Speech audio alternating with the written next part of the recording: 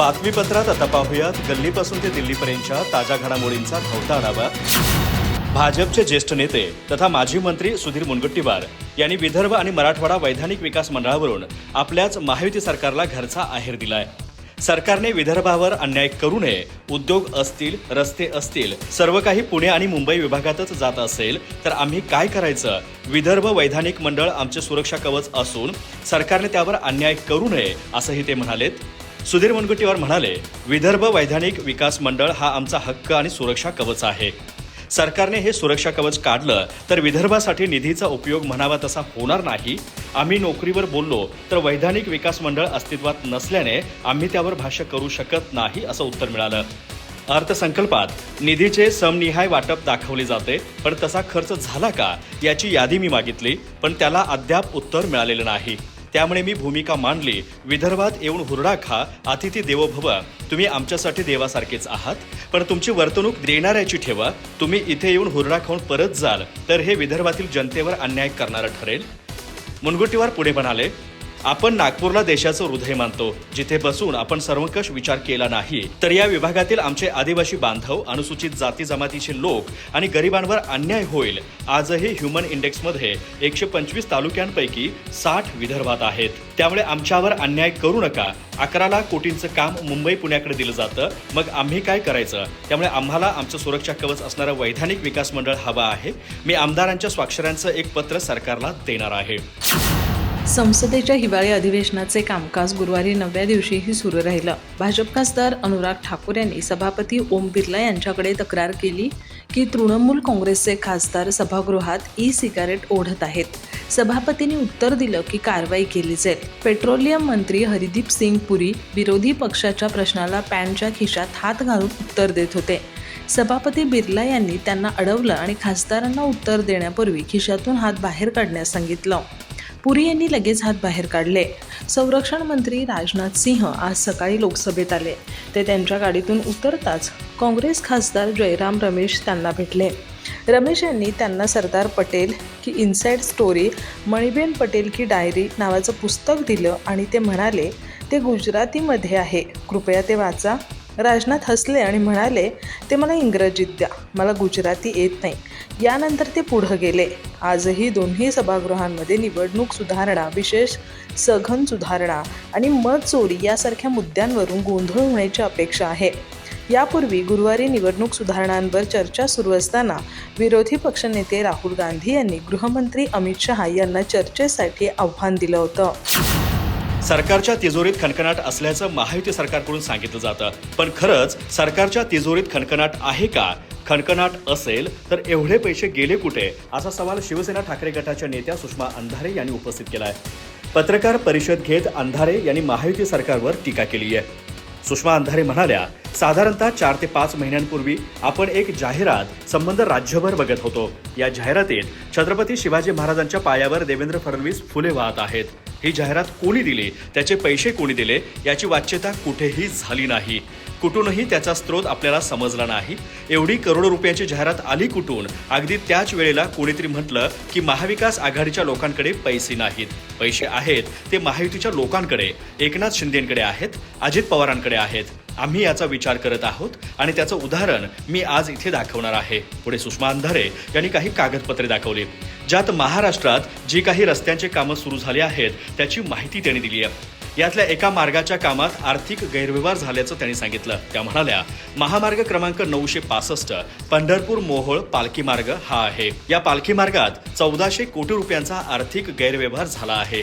विधान परिषदेत किंवा विधानसभेत जर विरोधी पक्षनेता असता तर हा मुद्दा आणखी ताकदीने मारता आला असता, पण सत्ताधाऱ्यांना ते नको आहे। यावेळी सुषमा अंधारे यांनी राष्ट्रीय महामार्गाचा नकाशा दाखवला। यावर काही आकडे त्यांनी दाखवले। सुषमा अंधारे म्हणाल्या, मी तुम्हाला या महामार्गावरील एक छोटा भाग, अगदी 3 ते 4 किलोमीटरच्या रस्त्याचा घोटाळा दाखवते।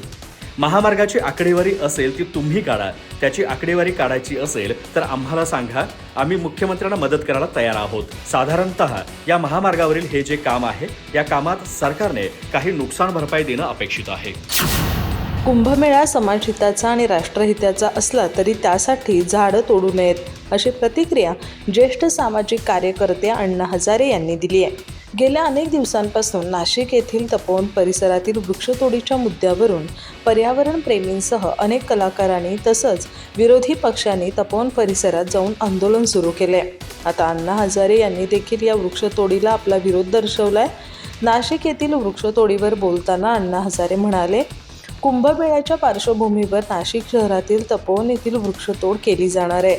वृक्षांमुळे मनुष्यच नाही तर वन्य प्राण्यांना देखील जीवदान मिळेल. कुंभमेळा हा जरी समाजहिताचा आणि राष्ट्रहिताचा असला तरी त्यासाठी झाडं तोडू नयेत.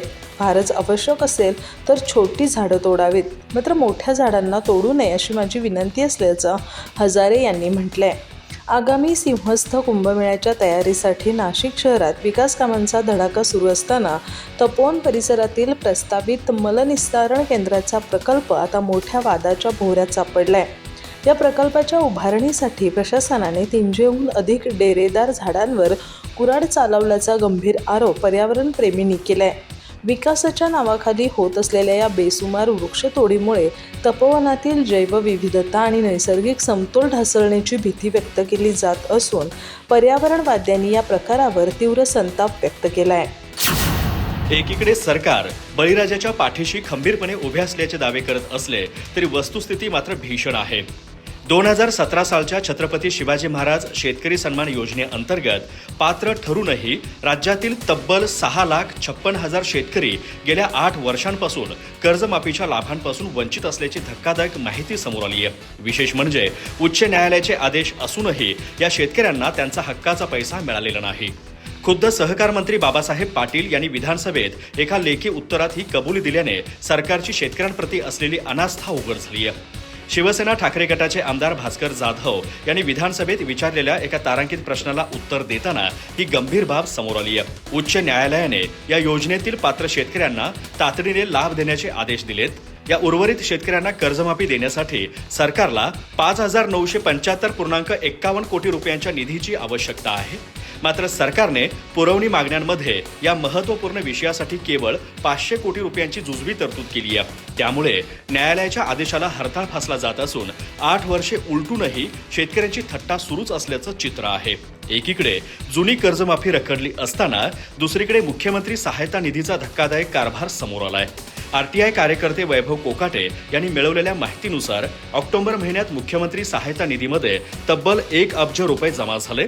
साखर कारखान्यांना प्रतिटन 10 रुपये देण्याचे फरमान काढून ही रक्कम जमा करण्यात आली होती. मात्र इतका मोठा निधी हाती असूनही त्यातील केवळ 75,000 रुपयेच अतिवृष्टीग्रस्त शेतकऱ्यांना वाटप करण्यात आले आहेत. मदत निधीच्या नावाखाली जमा झालेला हा पैसा नक्की जातोय कुठे असा प्रश्न आता उपस्थित होतोय. राष्ट्रवादी काँग्रेस पार्टी शरदचंद्र पवार पक्षाचे माजी प्रदेशाध्यक्ष तथा आमदार जयंत पाटील यांनी आज सरकारला मनमानी करण्यापासून स्वतःला दूर ठेवण्याचा सल्ला दिला. प्रत्येकाचा टाईम बदलत असतो, प्रत्येकाची वेळ सारखी नसते, तर मग कोणत्याही प्रकरणात मनमानी करू नका असं ते म्हणाले. या प्रकरणी त्यांनी राज्याचे उपमुख्यमंत्री तथा अर्थमंत्री अजित पवार यांना बचतीचा सल्ला दिला. जयंत पाटील यांनी आज चालू आर्थिक वर्षाच्या पुरवणी मागण्यांवरील चर्चेत सहभाग घेतला. त्यात त्यांनी कन्सल्टंट नेमण्याच्या पद्धतीवरून सरकारला खडेबोल सुनावले. ते म्हणाले, ई-गव्हर्नन्स 25 कोटींची तरतूद करण्यात आली आहे. हा प्रोजेक्ट राबवण्यासाठी IT कन्सल्टंट नेमण्याचे पेव आता सर्व विभागात आले. सरकारने या कन्सल्टंटवर 5,000 कोटींचा खर्च केलाय. म्हणजे सरकार कन्सल्टंटवर 5,000 कोटी खर्च करत आहे. पण साधा शिपाई भरती करण्यास सरकार नकार देतं. गट ड ची पदे तर लॅप्स करण्यात आली. ते पुढे म्हणाले, IT कन्सल्टंट नेमताना काही ठराविक कंपन्यांना प्राधान्य देण्यात आले. त्या IT कन्सल्टंट IT प्रोजेक्टसह सर्वच क्षेत्रात शासनाला सल्ला देतात. या सल्लागारांचे शिक्षण तरी त्या क्षेत्रातील असावं. पण मास मीडिया केलेला सल्लागार मेट्रो प्रकल्प कसा राबवला पाहिजे याबाबत सल्ला देऊ शकतो का, हा चिंतेचा आणि आश्चर्याचा प्रश्न आहे. पण त्याची नेमणूक सल्लागार म्हणून करण्यात आली आहे. हे कुठंतरी थांबलं पाहिजे. म्हणजे कुणी विचारत नाही, विरोधी पक्ष फार बारीक झाला आहे म्हणून मनमानी किती करायची. शेवटी हे सर्व रेकॉर्डवर राहतं. प्रत्येकाचा टाईम बदलत असतो, प्रत्येकाचा टाईम एकसारखा नसतो. त्यामुळे ज्या काही गोष्टी आहेत त्या सावधपणे केल्या पाहिजेत. राज्यातील अनेक जिल्ह्यांमध्ये शेतकऱ्यांच्या उत्पादनाला न्याय भाव देणारी हमीभाव खरेदी प्रक्रिया अजूनही सुरू न झाल्याने शेतकऱ्यांची मोठी अडचण निर्माण झाली आहे. विशेषतः जालना, कोल्हापूर, अमरावती, लातूर, अकोला, नागपूर, नांदेड आणि चंद्रपूर या प्रमुख कृषी जिल्ह्यात शासकीय सोयाबीन खरेदी केंद्रे अद्याप कार्यान्वित न झाल्याचं समोर असल्यानं शेतकरी बाजारात हमीभावापेक्षा खूपच कमी दरात माल विकण्यास मजबूर झाले आहेत. या गंभीर परिस्थितीवर काँग्रेस नेते आणि माजी प्रदेशाध्यक्ष नाना पटोले यांनी नागपूर हिवाळी अधिवेशनातील विधानसभा सभागृहात जोरदार आवाज उठवला.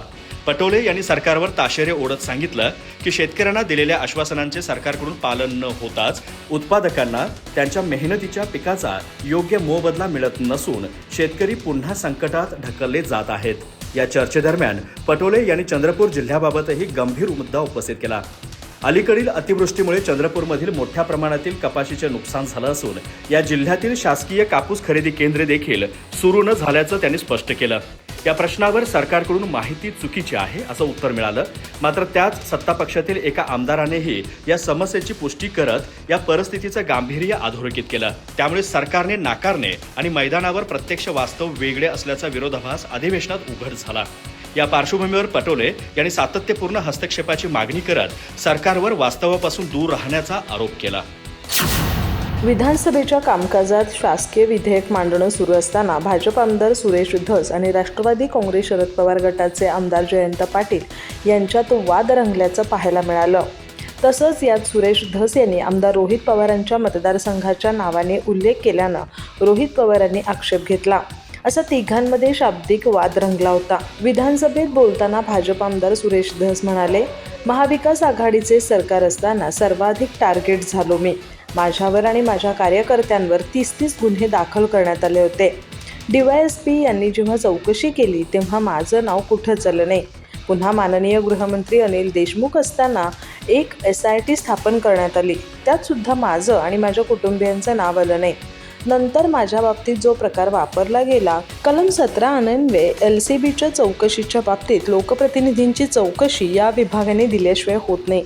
पुढं बोलताना सुरेश धस म्हणाले, बाळासाहेब थोरात साहेबांनी माझ्या विरोधातल्या या चौकशीला परवानगी दिली नाही. त्यानंतर माझ्यावर हायकोर्टात गुन्हा दाखल करण्यात आला होता. त्यानंतर कोर्टाच्या आदेशानुसार SCBची सुद्धा चौकशी करण्यात आली. उद्धव ठाकरे जेव्हा मुख्यमंत्री होते त्यांचा काही संबंध नाही, पण राष्ट्रवादीच्या लोकांनी SCBची सुद्धा चौकशी लावली होती. त्यात सुद्धा माझा काही संबंध आढळून आला नाही. जयंत पाटील जे सांगत आहेत, अहिल्यानगरच्या रोहितदादा पवारांच्या मतदारसंघात कुठेतरी स्पेशल डुकराचं मटण मिळतं आणि त्या ठिकाणी दारूच्या धंद्यावरती आणि डुकराचे मटण मिळतं. तिथं मारामाऱ्या झाल्या तर लगेच दुसऱ्या दिवशी सुरू करायचं की सुरेश धसांनी हाणामारी केली. सुरेश धस यांनी हे म्हटल्यावर आमदार रोहित पवारांनी यावर आक्षेप घेतला. अधिक माहिती आणि ताज्या घडामोडींसाठी आजच आमचे चॅनल सबस्क्राईब करा.